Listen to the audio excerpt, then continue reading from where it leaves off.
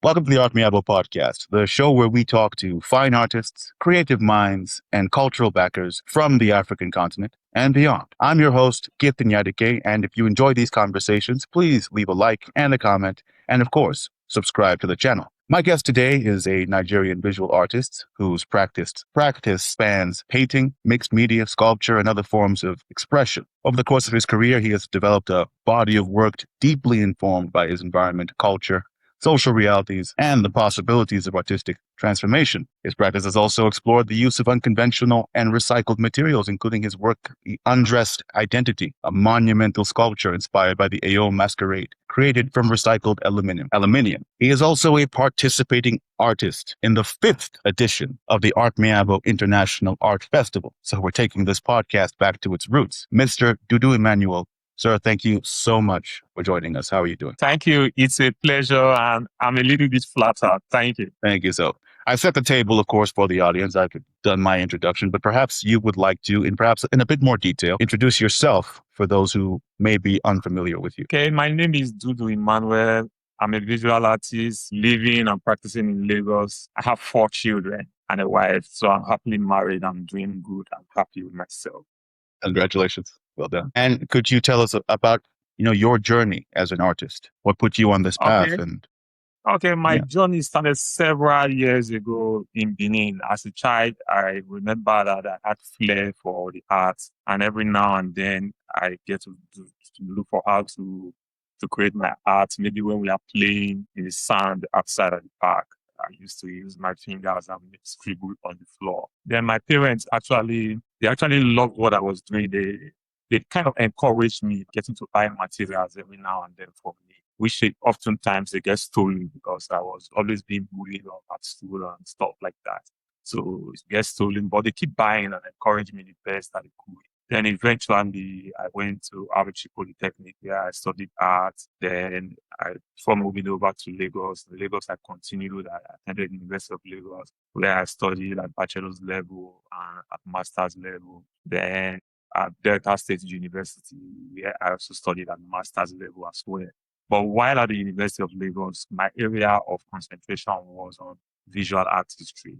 But at Delta State University, it was on practice, right? The practice of art itself. So it's like having 2 master's degrees, one in history of art and the other in the practice of art. Then presently, I'm at the University of Benin, where I'm a doctoral candidate in the visual art studio practice as well. Basically, that's just my educational background. But having been to Lagos, I've been practicing my art fully. Like I'll do a bit of my art, maybe take care of my family. I think this is school. Having to go to school every now and then, our residencies. That is like a gap between what I do.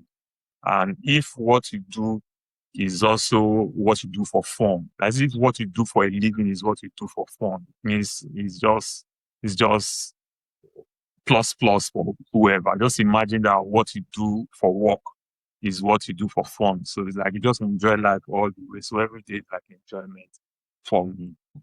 Now, due to the influence of the internet, every now and then you get to see what people are doing in other parts of the world. And I'm somebody that's kind of curious and restless. So I keep trying my hands on new stuff. So instead of saying I'm a painter, it's really difficult for me to say I'm a painter because I do other stuff. I do sculpture, I do installation. So I tend to not to use the conventional word, what's now common that everybody uses, like calling themselves a multidisciplinary artist or multimedia artist. I just say I'm a visual artist. I think at least that embodies nearly everything that we need to put into it. So basically, that's who I am, an artist, a visual artist practicing in Lagos. Thank you, sir. Thank you. Thank you so much, sir. I think I mentioned before that I love your work. You explore a lot of subjects of culture, community, nature, and the relationship between people and environments. I was actually looking through your Instagram the other day and just really enjoying what I was seeing.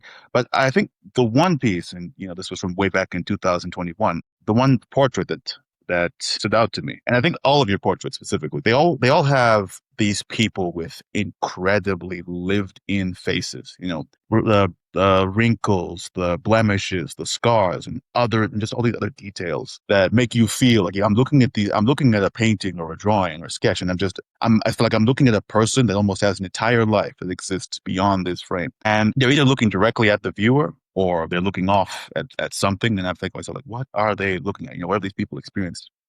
What stories do they carry? And the work I mentioned from 2021 was The Sage. I believe that's what it's called. It depicts an old man with a white beard and round glasses. He appears to have what look like almost claw marks or something across his cheek in the way that he's angled. And he's looking upwards at something beyond the viewer's perspective. And he almost seems to be smiling. Like it's like his mouth is beginning to form a smile, but he's not quite there. And it's a bit like, so I can't say for certain. So I'd like to know, what draws you to these kinds of faces and expressions? And when you create a portrait like The Sage, how much of the story belongs to you as an artist, and how much do you intentionally leave for the viewer to imagine? Thank you.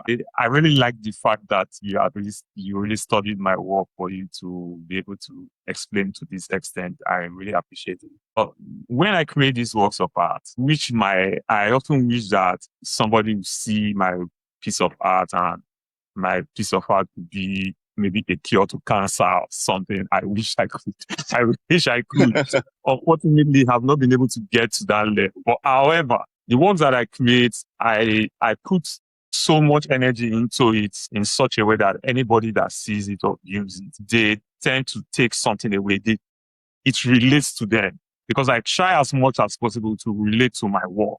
At times, I'm creating this art piece and I'm wondering how will I look in a couple of years, maybe 20 years from now? How will I look? With that in mind, I try to like put every bit of myself inside the works that I create.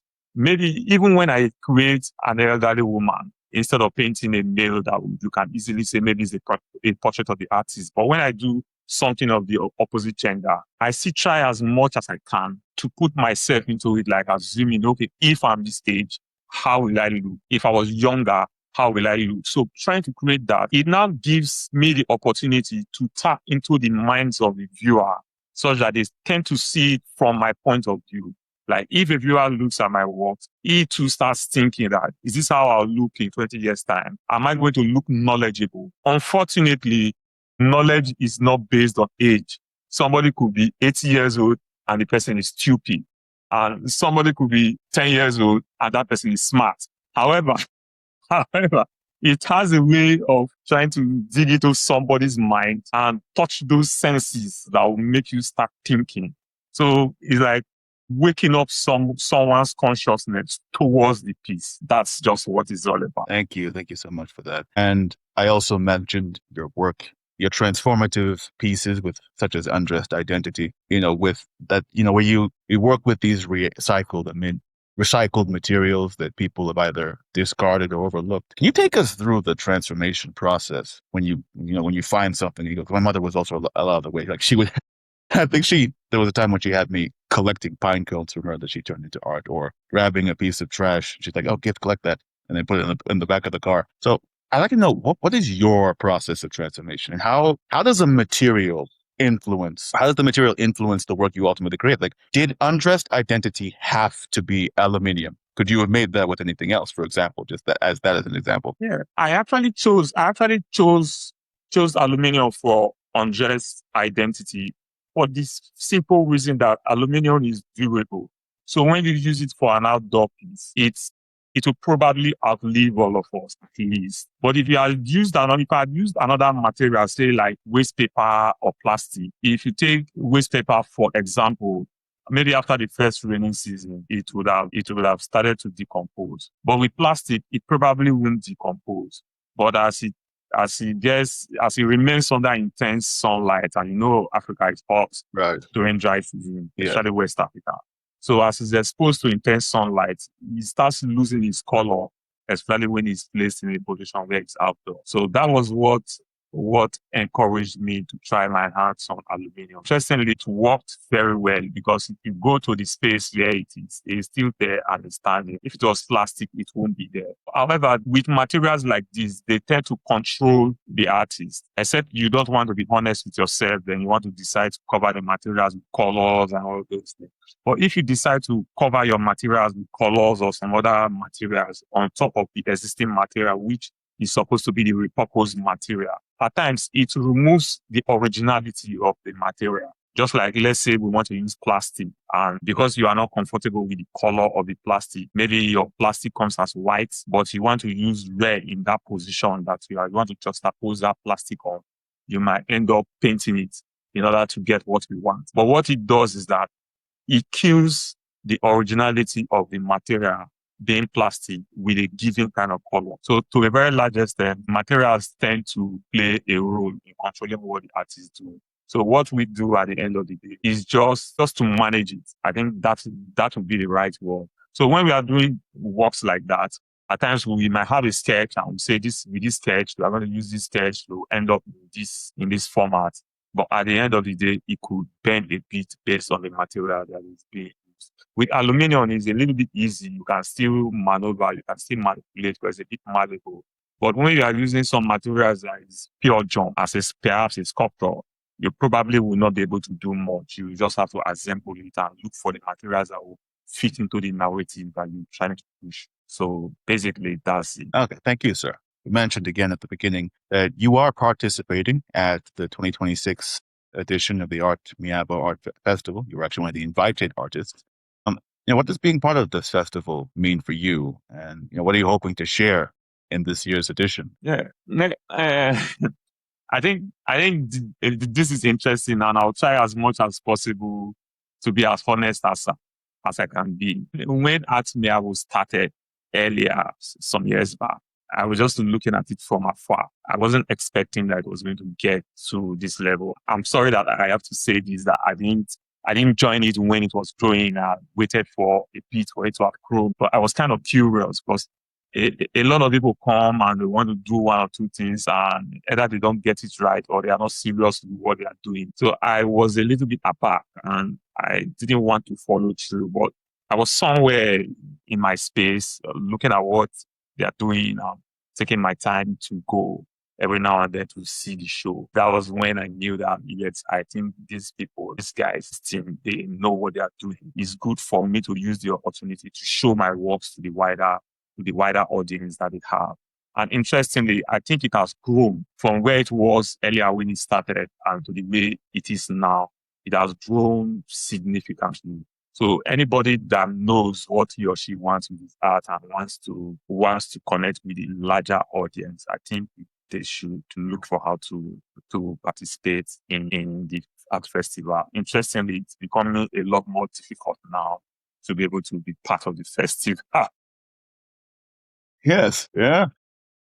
It's becoming a special list, but you said it yourself, like artists trying to get their work out to an audience. And I have to, like, my last question, when you look at the role of festivals like the ArtMiabo Festival or any other, you said other such event in supporting artists and bringing different creative voices together, what do you think these spaces contribute to the wider Nigerian, African, maybe even global art ecosystem? Yeah, my humble opinion, I have this feeling that with art festivals, we have the privilege of showcasing several artists and their works, like body of works, or let's say bodies of work, based on the fact that several artists could participate. And it makes it more interesting when you have variety. I think it's important for us to understand that if we all do art the same way, it becomes monotonous. So with what the art festival does is that it brings several artists and lots of viewers. So that way, the public get to engage with a lot of works within a given period of time and space. And the artists will also have the privilege of having their work shown to several people. Something that is important that we should know that is pertinent is that when you are having a show and it's a solo, for example, it's only those that are within your circle or those that love your art that show up. Right? Perhaps maybe you are able to do a lot of publicity, get people to invite people and all whatnot. it could help. But in a situation where you show your works in a fair, somebody probably might not be keen about your work. The person might come because of the other artist or the other influencer. But the interesting part of it is that the taste of the pudding is in eating. So when a person comes in contact with your art and sees your art, he probably will see some of those things that they had not seen. Because when we show our works on the internet and other handles, what you see in most cases is not what is on ground. You might see a piece and you will not like it. You will not connect with it. But when you go to a place where you see your work live, there's this feeling that it gives. There's this spirit that it carries. So you just find out that you start liking it and you start loving it. So what this festival does is that they tend to bring a lot of artists together. That's why it's a festival, where it's more like a jamboree. You have works of art. It tends to pull the crowd, that crowd that is needed to see those works and perhaps more. So I think that's just basically it for me. It allows us to be able to bring our works all together, and the artists too, if they are able to attend the exhibition, the festival, they will have that the means of relating with themselves. At least I have had the privilege of attending this, like 1 or 2 art festivals in Europe, and I got to see the artists whose works they represented, chatted and talked about art generally. And till date, I still get to communicate with them. Whenever I have a new audio work, I tend to send it to them. So we do something like the scientists we call peer review. So we do peer review on our works. I think that's reason art festivals are something that is good for. And I think my favorite point that you made was, seeing something on the internet and on social media versus actually seeing it live and having your feelings about it completely change. I think that was a perspective, I think, from me that I didn't even consider, and some of our viewers might not have considered. So I think that was my favorite point that you made there. Mr. Dudu Emmanuel, sir, thank you so much once again for your time, for your insight. It's been a lovely conversation. I look forward to seeing you there at the festival. I don't think I'll be there physically because I got stuff here.